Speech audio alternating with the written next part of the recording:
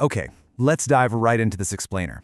Today, we're exploring something truly fascinating and honestly kind of unique.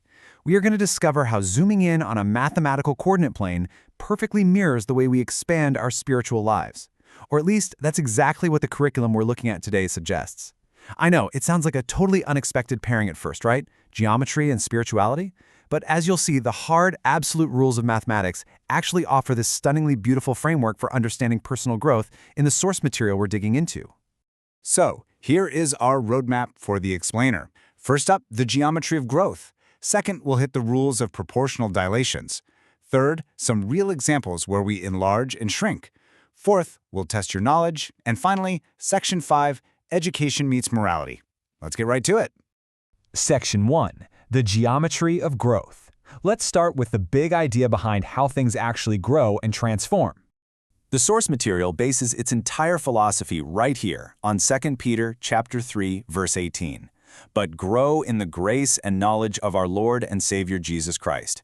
Now, the curriculum uses this scripture as a baseline to argue that in our spiritual and mental lives, just like in mathematics, growth is completely expected. They posit that humans aren't meant to just stay exactly the same size forever, We're designed by our very nature to expand. And this brilliantly illustrates the curriculum's core analogy. Think about it.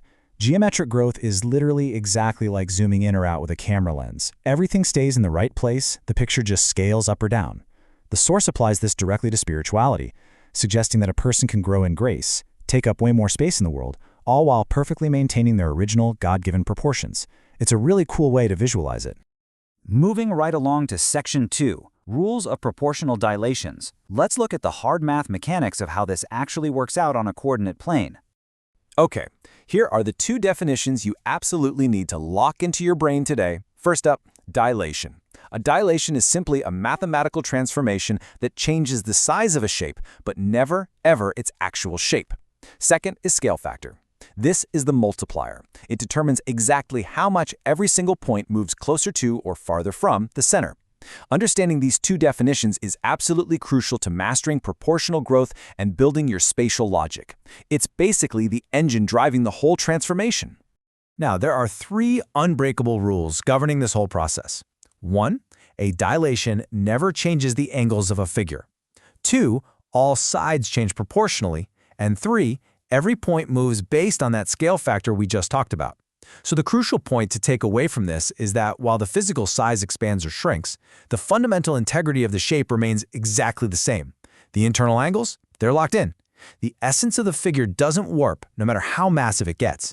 Section 3. Examples. Enlarge and shrink. Let's move to the next step and see how this builds when we actually start crunching the numbers. We are going to look at our first practical application. Example 1. Enlarge a triangle using a scale factor of 3. So we're going to take an original triangle sitting on a coordinate plane and make it exactly 3 times larger by applying our mathematical multiplier. Let's walk through the steps mapped out right here. Step 1. We start with our original coordinates for the 3 points of our triangle. 1, 1, 2, 3, and 4, 2. Step 2 is where the magic happens. We multiply each coordinate by our scale factor of 3. So 1 times 3 is 3, 2 times 3 is 6, and so on. Step 3, we just plot the new coordinates, 3, 3, 6, 9, and 12, 6. By simply multiplying every single x and y value by 3, the triangle became 3 times larger. But because those angles didn't shift at all, the shape stayed exactly the same. Okay, let's look at example 2. Shrink a rectangle using a scale factor of 0.5. Now, what's really interesting here is what happens when our scale factor is a fraction or a decimal less than 1. The object doesn't grow anymore, it actually condenses. Starting with our original coordinates for a standard rectangle like 0,4 or 6,4, we apply our scale factor of 0.5. Mathematically, this is exactly the same as just multiplying by 1/2. Our new coordinates shrink accordingly, becoming 0,2, 3,2, and so on. Because we multiply by 0.5, the side lengths are completely halved. This gives us a much smaller size while perfectly, flawlessly preserving that beautiful rectangular shape. And then we have example 3, no size change. This is a vital rule to remember, folks. If the scale factor equals exactly 1, the image will be exactly the same. If your multiplier is just a 1, well, there's no size change at all. It's simply an exact copy. the new shape will sit flawlessly right on top of the original. All right, Section 4, test your knowledge. Let's see how well you've actually grasped these proportional concepts with a few quick homework challenges. Question 1. Dilate the figure with coordinates 3, 2, 5, 6, and 7, 2 using a scale factor of 2. Grab a mental pencil or do the math right now in your head and try doubling these coordinates. It's just super straightforward multiplication. 3 becomes 6, 2 becomes 4. You get the idea. Now, question 2 is just a little bit trickier. Dilate the single point 4, -2 with a scale factor of 0.25. Think really carefully about what a quarter of each of these numbers would actually be. A +4 divided by 4 is 1, and a -2 divided by 4 is, -0.5. You really have to keep a sharp eye on those negative signs. Here is question 3. A square has side lengths of 8 units. What are the new side lengths after a dilation with a scale factor of 1.5? Actually, scratch looking for coordinates. You don't even need points plotted out for this one. Just apply what we learned about side lengths changing proportionally to solve this word problem. 8 times 1.5 gives you 12. Easy. Moving on to question 4. Does a dilation always change the size? Explain. Think about it for a second. Remember example 3 when answering this conceptual question. If the scale factor is exactly 1, the size remains completely, 100% unchanged. It only changes if the factor is greater than or less than 1. And our final test question, number 5. What happens to the shape of a triangle if only the size changes but not the angles? If you've been following along, you know the answer to this one for sure. The shape stays completely, perfectly intact. The angles are basically the skeleton, right? As long as they hold firm, the fundamental identity of the shape is secure forever. Let's transition to Section 5, Education Meets Morality. For our final section, let's explore exactly why this curriculum pairs these objective mathematical rules with the highly subjective framework for life.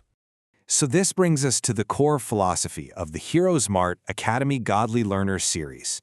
They intentionally intertwine education with biblical morality, arguing that education without morality will ultimately cause harm. Their perspective is that there's really no point in being incredibly smart if you just continue to make bad life choices. To them, expanding your intelligence, increasing your size through a positive scale factor of learning is honestly dangerous if you don't maintain your moral compass, which they view as the original angles of right and wrong.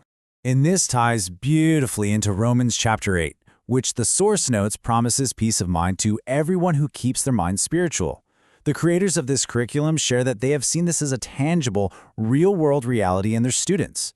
Their view is that engaging with spiritual truth while expanding academic knowledge brings a lasting peace, allowing intellect and spirit to grow in complete harmony. Which brings us to our final, somewhat provocative thought from this curriculum. How will you maintain your shape as you expand your mind today? As you continue to multiply your knowledge and increase your personal scale factor in this world, this framework challenges you to ask how you stay grounded. How do you keep your proportions intact so your angles don't warp? It's a genuinely fascinating way to look at learning, isn't it? Well, thank you so much for exploring this intersection of geometry and life with me on this explainer. Keep growing and keep your proportions true.